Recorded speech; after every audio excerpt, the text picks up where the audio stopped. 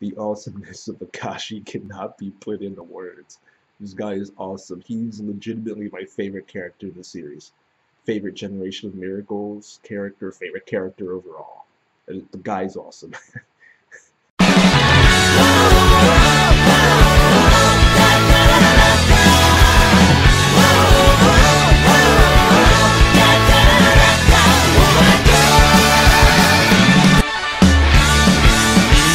Yo, you guys, this is Blacklist of the Abyss, and I just finished watching Space Dandy, and it was pretty awesome. However, instead of reviewing that, I'm going to be reviewing Kuroko Basket 2, Episode 13. And the episode was simple. I mean, all the training and everything is over. The Winter Cup finally starts. Um, in the beginning, we got a little progress report from Kagetora, and he pretty much said that the second years are going to be fine and they'll be able to come up with all these new moves and stuff. The first year's not so much. Kuroko, he doesn't really know what to do with him because he's Kuroko, he's unique. But he should, but seeing as though he's a main character, he should have a new move. And we see at the end of the episode, he has the Ignite Past Kai. So he does get something, and he gets something else too, but I won't spoil what that is. We see the short scenes of a bunch of different major characters, most of which are the Generation of Miracles, and one is Kagami in America with him and this other guy speaking funny English. I actually laughed during that scene. And we kind of just skip towards the Winter Cup, and we get this narration about how in Japan there are three major basketball tournaments. Well, not necessarily just basketball, but there are three major tournaments. There's the Inter-High, which is in the summer. There's the National Sports Meet, which is in the fall. And there's the Winter Cup, which is obviously in the winter. And once Seirin gets to the actual arena that the Winter Cup's going to be held in, he ends up being summoned by Akashi. Summoned. So, clearly, and not just him either, all the Generation of Miracles. So, except for Momoe. I don't think Momoe was there, but, yeah, he kind of lets you know that even the guys with big egos like them, they do what Akashi tells them. So Akashi, he's like, you thought Almine was good, but clearly Akashi is at the top here. All right, so he's not the captain for nothing. This guy is good. All right, and once he finally gets there, he sees Furihata there, and he's like, I want to talk just to my former teammates. You need to leave. But he can't leave because he's too intimidated. His legs are frozen. He can't freaking move.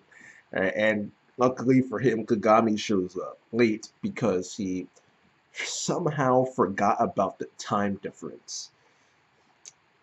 I don't know how you could forget about the freaking time difference. It's night in one place and day in the other. I don't get how you could forget about the time difference, but whatever. It's a shonen main character. I'm not surprised to see that they do something stupid. All right, but whatever. Kagami shows up. He starts talking to Akashi, and Akashi doesn't really like that. So he goes and gets Midorima's scissors, and then he tries to freaking stab him in the face. All right. And Kagami's able to get out the way in time, though he still gets a scratch. But Akashi, you know right away, Akashi he's different. he's different. He does what he wants. All right, like freaking Eric Cartman. All right, he does what he wants, and no one can really do anything about it. He does what he wants, and people do what he tells them to do. And the reason being is because he wins all the time. He wins. All he does is win. All right, that's it. And because he wins all the time, he's right. That's the way he is, at least. He thinks that because he always wins, what he's doing must be right. So in order to win, he must be doing something right. And since he is always winning, he must always be right. Therefore, he ends up carrying that. It's not just basketball, it's in life in general. He's always winning. All right? And so he must always be right. That's how he thinks. Which kind of makes sense, but I mean,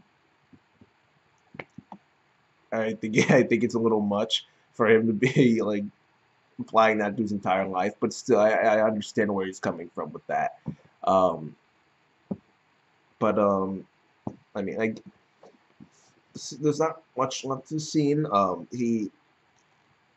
He applauds Kagami, kind of saying, "No, I'm impressed. I didn't think you'd be able to dodge that, and because you were able to dodge it, I will forgive you this once. But you're not getting a second chance. Next time, you will do what you're told." And there's actually more to that. There is more than that. All the generation miracles have an ability of some sort. Obviously, Akashi has one as well, and I won't spoil what it is, but people do what he tells them to do. I'll just say that. But also, one thing to mention: Akashi has two different colored eyes, which is not really foreshadowing for something else. But once something else comes up, you will realize why he has two different colored eyes. Just the eyes alone can't really be considered foreshadowing because, I mean, having two different colored eyes wouldn't automatically make you assume what you will find out later on. The two don't logically follow, but once you know the latter thing, you'll realize why he has the two different colored eyes. Yeah, that's it for that scene.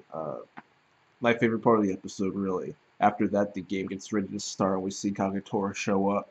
Oh no, not right after that. I mean, there's some stuff in the middle there, but who cares? I mean, it was like Seirin acting confident and like calm and everything. Who cares? The crowd is big. Who cares? I'm not going to waste time talking about that stuff too long. But like I said, Kagetora shows up, and apparently he knows the coaches of both Touou and Shikoku. So, yeah, I mean, he's got connections. Not much else to say about that. He's got connections. And the game starts. It actually starts this time. And the only real things to come out of this are this nice alley-oop to Almine and Kuroko starting the Ignite past Kai with all this freaking like wind spinning around him and everything. Like, Kuroko's got freaking superpowers, I swear. If he can create wind at will, he should freaking like he's actually just a he's a wind power generator. He should go power some windmills or something. Like go stand at windmills for half the day. I'm sure someone would pay him to do it. And just sit there going like this, and the windmills would start moving real fast. I I love I love how Kuroko gets animated when they do stuff like this. But never mind. I'm going off topic. I'm kind of going on a tangent. That's really it for the episode. That's how the episode ends, with Kuroko saying Ignite past Kai and actually like starting it. But yeah, I'll give this episode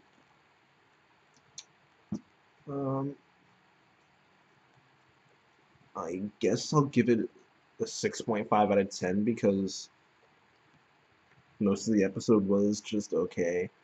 It's just the small scene with Akashi and the two moves at the end, the alley-oop and the start of the Ignite past Kai. We don't even see it. We see the start of it. So I'll just give this episode a 6.5 out of 10. But I'm sure my ratings will go up in the future because Kuroko tends to do this thing where the second half of the season is better than the first half.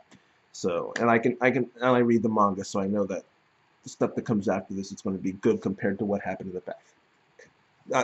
The episode gets 6.5 out of 10. All right, but that's it for now, you guys. Rate, comment, subscribe, and I'll see you guys next time.